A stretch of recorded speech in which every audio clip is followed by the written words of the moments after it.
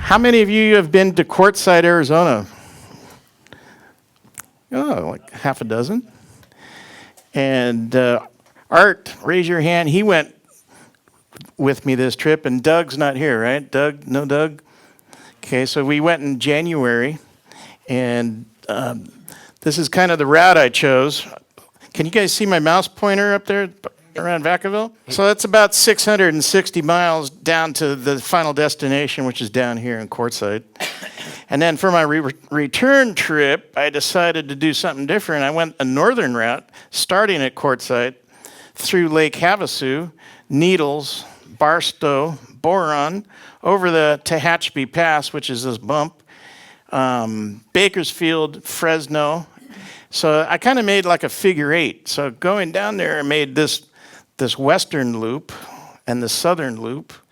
And on the return trip through Lake Havasu, Needles, across the California border, I went up this way, Fresno, and up Highway 99, so down 5.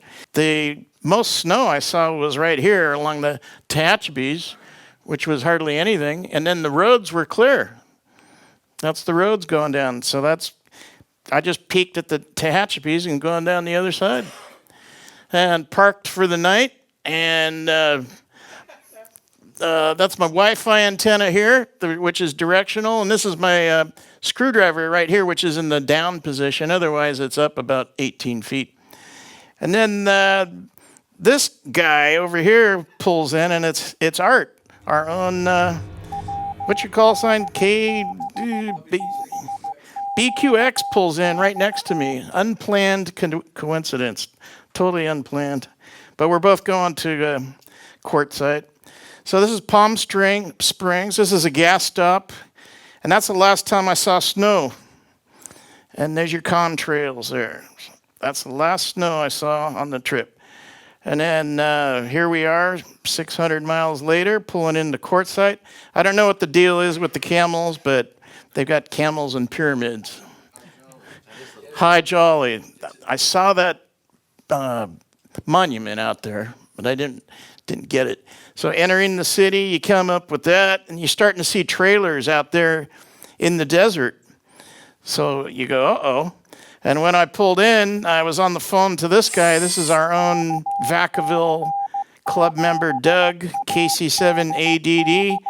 I called him. He got there first, and then I said, whoever gets there first, save 3 spots. So he saved 3 spots. So this is the day we arrived, and it's just at dusk. The moon's already coming up.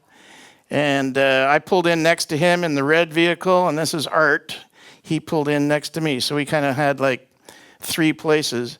Fantastic sunset and nice mild temperatures. And then my wife got busy building the fire. I brought a little fire ring and some wood. I brought a big 32-gallon plastic garbage can full of wood, and it was packed like 150 pounds of wood. So we had a fire every single night. And then, of course, after you light a fire, you have to get your drone and fly your drone around. So that's the neighbor's drone, and I was flying mine too. The neighbor had a beautiful HD display, and that's his remote. And here he is, down here, if you look at the cursor, his altitude is 833. His vertical climb speed is 8.5 miles an hour. And I think that the delta, he's 35 feet horizontally from underneath where he's standing. This is our campground down here. This is the main Highway 95. Up at the corner is Quartzsite, the city, 6 miles north of us. So that gives you kind of a lowdown where what the desert looks like. These mountains over here, you'll see later, we had a gold mine. We discovered a gold mine in the 4-wheel drive trip. So then this is the next day. These are called, is it Serrano Cactus? Anyone know? Serrano Cactus. And they were tall buggers. So my wife and I got her picture. And then I come across this radiation sign. I'm going, what the heck? RF radiation, 8 million ohms. So I thought, oh, this is funny. And then here's the source of the radiation: 40 meters, 20 meters, 15, and 10. So it's the club frequencies. They're on the special event station. I got back from my little walk, and this thing was laying in front of my trailer. What the heck's this? It turned out to be a 12-volt, 50-amp power supply. And my neighbor had dropped it on me, like, here, take it, fix it. It's free, take it. So later, I ran into him. I go, well, I don't know. I probably don't need a 50-amp supply. Do you have another home for it? And then I gave it to another guy. So a guy named Larry got it. This is kind of the board of membership that controls Quartzfest. It's very informal. And that whole table is full of gifts and T-shirts and wine and MFJ antennas and just goofy stuff. So they draw you in. They have a meeting. They tell you what's going to go on. And then I printed out the meeting, and it was like 8 pages long. Every day has a schedule on it. These are all the times and places and the events. So you see every day is like chucked full. If you do everything, you're busy all the time. So that's the official Quartzsite schedule, and this is what they're talking about in this picture. You were encouraged to bring community firewood for the bonfires. So people brought wood, and they had a bonfire every night. And then the high school has some hams. This one is Ashton. And Ashton made a portable Mars project, and the purpose, hypothesis, research, what it's supposed to do. And so it ended up being they wanted to do 2 meter, 440, 6 meter, and 10 meter. And this is what Ashton came up with. This is a high school kid. This is a 4-band radio. It's got a 12-volt battery in it. It's got a power supply, speaker. This is a multi-band, I think it's a diamond antenna. You'll see a picture of it later. But it was a quad-band radio. It's a Go kit in a suitcase. The same high school kids in Quartzsite built this ham radio remote-controlled tank. This orange thing that I'm circling is the video camera. This is the video camera antenna, and this is the control antenna receiving signals over 2 meters to operate the tank. This box on the ground here or on the floor is the battery charger. So this tank responds to 2-meter commands and sends video back to the TV monitor. So there's the TV monitor. It's on right now. If you look carefully, you can see some bushes and some people out there. The tank is looking in that direction. You'll see a keypad right here. If you press 2 on this radio down here, this person is controlling it. If you press 2, the tank goes forward. If you press 8, it goes backwards. If you press 5, it stops, and right and left and every other thing. And you're watching what you're doing. So they set up a course in this black plastic to operate the tanks, and they put like a prize, like a trophy somewhere hidden.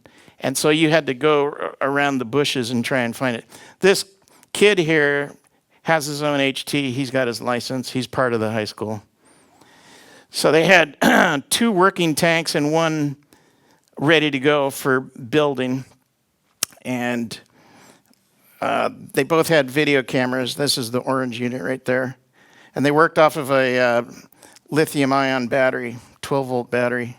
This is the motor controller. The guy explained to me, this is forward, this is reverse. They use H-bridge chips to reverse the DC motors and the transmitter receiver and so on. So the tank, everyone was invited to steer the tank, and a lot of people did steer the tanks around. So these are some of the groups that showed up. So I just took pictures of their banner. A youth-led project down here in Quartzsite. This is the sheriff's department. Again, here's the 4-band radio. See this antenna? It's got a load there, a tip up there. So this is the girls project and then the description of the science project right here. Over here are the tanks, and then over here is the big screen TV. And back to our home base, this is Doug's trailer. This is his end-fed half-wave long wire, and this is the ballon, and his pole went up about 30 feet.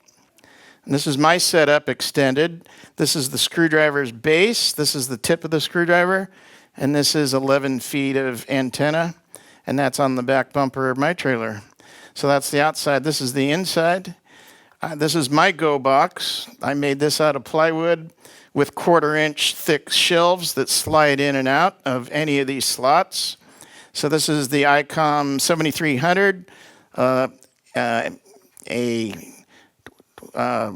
amp that goes 160 through 10, the MFJ antenna tuner, a digital speech speaker, and my power center for amp meter and voltage. So that's the front. This is the back.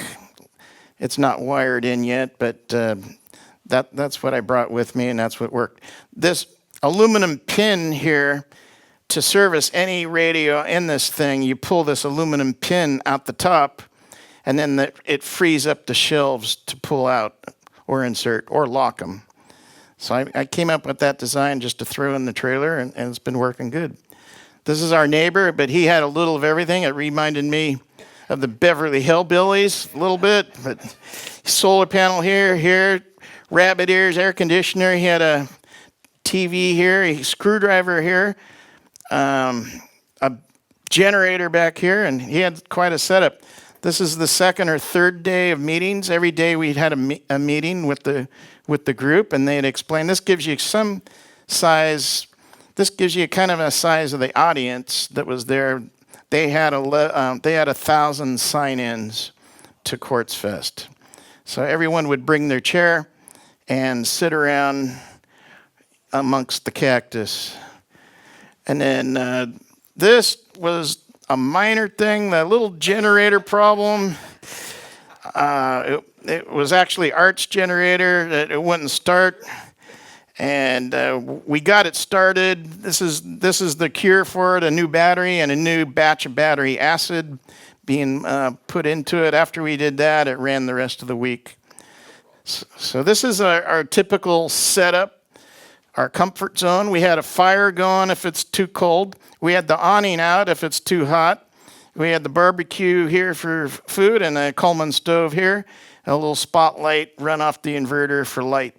So this is Art's trailer on the right, and mine and Doug's is behind. And we had bicycles to get around the place. It was no problem. This is hard pack, desert, dirt. This is the public, what do you want to say, communication board. And schedules and lost dogs or anything was put up there. And I put up a couple of our calling cards, and then they got scanned or taken. So I actually ended up using all our calling cards there on that bulletin board. The Yuma Hamfest is a big, big, big hamfest, and that's coming up next weekend, the 15th. And that's a big one. The wind system trailer was there. This is a mobile Western Intertie Network RV, which connects hundreds of repeaters together. So we were able to stay in touch with, LA, Hawaii, everywhere through this wind system. This guy had it all set up 24 hours a day. The women's circle for the non-ham women, they got together and discussed interesting things. So I just took a picture of the women's circle.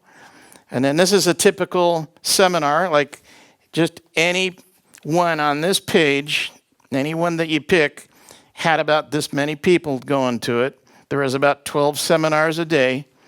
And this was the format. There would be a leader over here with a microphone telling about his expertise on a subject. Then I took a seminar on gold panning. And so these guys brought their equipment. This is the pay dirt, as they call it, pay dirt. And there I am attempting to find gold in the pay dirt. And they taught me the technique, and it's harder than I thought to do it right. Find any? Who asked me that? Did I find any? They painted some lead pellets gold, and they dropped them in there like fish lures and stuff, little tiny chunks of lead, and it worked like gold. So, yes, I found 5 or 6 BB-sized pellets. This guy pulls up with this truckload of RF gear. Here's a dish, here's a dish, here's a dish, here's a dish. This, that, antennas galore. What's he going to do with all these? Well, he set up a mesh network. This was the public EMCOMM 7610 that anybody can go up and use anytime they want to and make some contacts on it. That was our main rig in the public service tent. I just had to take a picture of this guy. I don't think he overdid it. He's just right there in the comfort zone, but he's got a crank up mast. If you didn't notice the mast on the trailer hitch, and then that's a 35 footer, I believe. And then up here, I think was a 440 loop. This was a 6 meter loop. I think this was a 2 meter loop. And you'd see about anything there. This thing caught my eye. I got to take a picture of that. Now that's a camper. Then I went into town near the RV swamp meet, flea market, whatever you want to call it.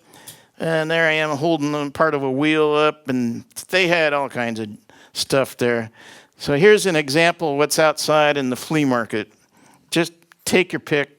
Just rows and rows of stuff like that. My wife bought stuff there. Yeah. Art's wife bought stuff there. If you got $2,000, this guy will sell you this Luger 9mm from Germany with a pigskin holster. And then you say rocks. Where's the rocks in Quartzsite? Well, there's some there. And if that wasn't enough, here's a bunch more. So you can walk around there. Came back from town, and then they were brewing up some country-style cooking. And these are cast iron cooking. They had a class on cast iron cooking. Right here, a guy just made a loaf of bread. There it is, sourdough bread. And they cooked it with wood and charcoal inside the cast iron. This is the line to eat the meat, bread, and everything they made. The Western country cousins put on a dinner one night with 40 pounds of roast beef, and then people were encouraged to bring one other dish. So the line actually, this is the serving line, and it comes clear out here. It makes a horseshoe turn and goes back, so it's actually double this length. So anyhow, that gives you the food. The food was good.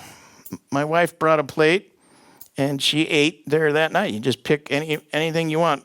Cornbread, potatoes, salad, beans, chili. This is the meat here. And I don't know if anyone recognizes this guy. This is Gordon West. He's right there chowing down. I didn't want to bug him, but I took his picture. And this is the big old line there. And they had a lot of food, and a lot of people saw this license plate. N5SWE was there. And then we had a DX contest to see if anybody could talk with 5 watts or less, how far they'd get. This guy with the Yagi antenna on his hat won. And they had another class for 100 watts or less, and this other guy with the top hat and Yagi antenna won. So they got these goofball prizes for talking to Indonesia or the Philippines or wherever they talk on 5 watts and 100 watts. So they won some prizes. The seminars were semi-pro. In fact, this guy brought a 16:9 fast fold screen, a PA system, DVD player, amplifier, and was projecting stuff at night. Like they had a movie night, And I believe they had a satellite viewing night, satellite tracking. And I have to look at my list. But anyhow, outdoor projection screen. Then they had a dog contest. This is just for entertainment value. But all these people brought their dogs, dog, and they had them do what they do, like a trick or something. This dog won a prize. That's our neighbor's dog. That's his dog, Philip's dog. And Zoe captured the place and won a prize by doing some tricks. Okay, this was digital day. This is the next day, and they got out, these guys, along with the guy I showed you before with all the antennas in the trunk, set up a mesh network. Oh, there it is right there. They set up a mesh network that was supplying data back and forth to the digital people who wanted to use it. So that's that. And then for the HF people, this is just a shot of the general goings on with the HF dipole, HF vertical, and Yagis and stuff that were just in my neighborhood here. The next day, a guy gave a pretty good talk on solar panels, the differences in controllers between pulse width modulated controllers and maximum power point controller, MPTs and PWMs. And then batteries, lithium ion, flooded lead acid, sealed lead acid, and so on. So he gave a really good talk. A lot of people attended that one. It was a full house. Then the next seminar I went to was about model rocketry and ham radio. This particular rocket, the guy claims, goes 2,100 miles an hour. It goes Mach 3. It goes up to 10,000 feet. And it carries a ham radio payload and a parachute. And that's the payload in that cardboard tube. This is the antenna of the ham radio sticking down here. And it has telemetry in it to tell you where it landed. The nose cone pops off, a parachute pops out. The payload turns on and tells you where it's at. So this pops out, a drag chute, pulls this rope. That's the nose cone. This is the payload. It's on battery, and it tells you where it's going or where it went. And to do that, one of the ways is with this tiny track. Brian knows about these, right? These tiny trackers. These are for APRS, thanks. I was tongue-tied on that one. And then how do you find that? You're out in the desert. You just shot your rocket. It disappeared. It went 10,000 feet up, came down. How do you find it? Well, he showed me. You get one of these. And the arrow points to where it went. So you GPS it or you DF it. So I'm going, okay, he's got it covered. He can retrieve his rocket. So back to base camp, Doug's trailer, mine, and Art's. And then the Hoot Nanny started, where the amateur hour started, playing music and sing-along type thing. And then the next day we went out, single file, four-wheel driving.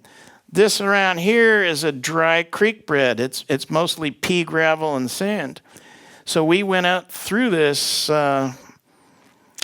We left the campground and all stopped here for a view of the city. We had a little bit of altitude. That's Quartzsite over there. And this rock formation came out of nowhere. And our guide, which is this guy, he's standing on a rock. He had a 2-meter radio, and luckily every single Jeep had a 2-meter radio. So the guide was telling us, stay away from this turn, look out for the hole, here's a rut, don't get stuck, don't high center. But anyhow, he said there's some petroglyphs on the wall, and by golly, there's squiggly lines and stuff that some Indians had left petroglyphs. Yep, sine wave square. He said it signifies water. This one signified water. He didn't know what the rest of them signified. So petroglyphs. My wife found this cave, and then we went up another hill and found this abandoned miner's cabin. We don't know which era. And that's Art's wife, by the way. And then we went, we're here on the road, we went up this mountain ridge and found this abandoned gold mine. And it's all blown out and wrecked and rusty and goofed up and everything like that. But take your chances looking in it and stuff. So that's the top view. This is from the bottom. Some of our group were up here in Jeeps. Down here were the rest of us. And then we came back, rested, ate dinner, got up the next day, and did an antenna walk. So if you follow your schedule, they'd make an announcement over the 2-meter radio. All right, just like being on board ship or something. This is the captain. No 0900. We're having the antenna walkabout. So we'd go out. I don't know. Did you go on it, Art? Partially. Okay. There was about 50 of us. It was about a 2.5-mile walk. We all had a pre-planned route to look at antennas and solar. So this was one of the stops, the bus with all the solar stuff on it. And this other guy with the giganto antenna on the back. And then an even bigger giganto antenna on this RV. Who knows what the name of that is? Is that the hex beam? Spider? Hex? I don't know. Anyhow, fantastic. If they were giving away prizes, he would have won first place because he had a telescoping mast that cranked up. He had a rotor, and he had like DC to daylight on this antenna and a generator and stuff. And then we got these other guys. This is a loop antenna, homemade loop with a PVC spreader. So he's driving the loop at the top. This is the driven element. This is the passive element here. And then this is a motor-controlled capacitor. So this loop is just made out of coax cable. He didn't even use copper pipe. So got back, and then the maintenance party. This is Art. He's supervising. My wife and his wife cleaning out some stuff that got stuck in the slide out. So good work, Art. I think they did a good job. And then me getting all tuckered out from watching them work. I'm down here, and this is my drone. I went out flying my drone around. So that was exhausting. So then we sat back, the four of us, and congratulated ourselves on a tough day at work at Quartzsite. So this is Art, me, then my friend Frank, and this is Doug. And then this is Frank's wife. She's licensed. My wife's not licensed yet. Everybody's licensed, I think, in this picture. Jan, Doug, Frank, Bruce, Art, Debbie. Oh, no, Doug's wife isn't, but pretty well 90% of people were licensed sitting around. So that was tough work watching the woman clean up and stuff. So after that, my wife's not listening. We put them to work cooking too. So they made us a great meal. I'm trying to be funny here. They made us a great meal. My wife's not here either. That's why. They got tablecloths and plates, and we made a blowout meal that night, and everybody had a great meal. This is the next morning. The sun isn't even up yet. I'm up before sunrise, and I just saw the flag lit up and the contrail above it. I took a picture. I got out to go to the flea market, the dreaded flea market. People were out with flashlights before the sun's up. So here is what the Quartzfest flea market looks like, part of it. So stuff. This guy put out all kinds of stuff. This guy gets my prize for being the neatest table. Yep, he had connectors galore. And this lady brought all her jams and preserves. I give her second place. She had a neat table too. Tablecloth, everything. And then this guy in this Jeep was selling these antennas. I didn't find him, but he's got a box here. This is like a crossways antenna on the trailer hitch. And then if you look closely to his front tire, he drives his Jeep over this metal plate to put weight on it, and then puts this pole way up there into space. So that's a real temporary mount. And then this guy, it looked like, holy cow, I was waiting for it to take off. It's got these flat things, but I think it's really to put bricks, sandbags or such on these flat plates. I don't know what it was, but he was selling these for $200 with the antenna on it. And he was a good machinist because he machined all this stuff. He made all these clamps up himself, so he's selling them 1-inch ladder mount, $20, and all these different mounts. This is the dipole mount. One antenna goes right, one antenna goes left, and it goes up on a pole. And there's power poles. So, and here's a handheld 440 beam. So here's another guy. He had a fire going. It was a little chilly in the morning, so he had a fire going and selling his stuff. And then anybody remember ICOs from years back? This guy had 2 of them, and they're $5 a piece. $5 for a signal generator. So anyhow, a little bit rusty on the cabinet there. But.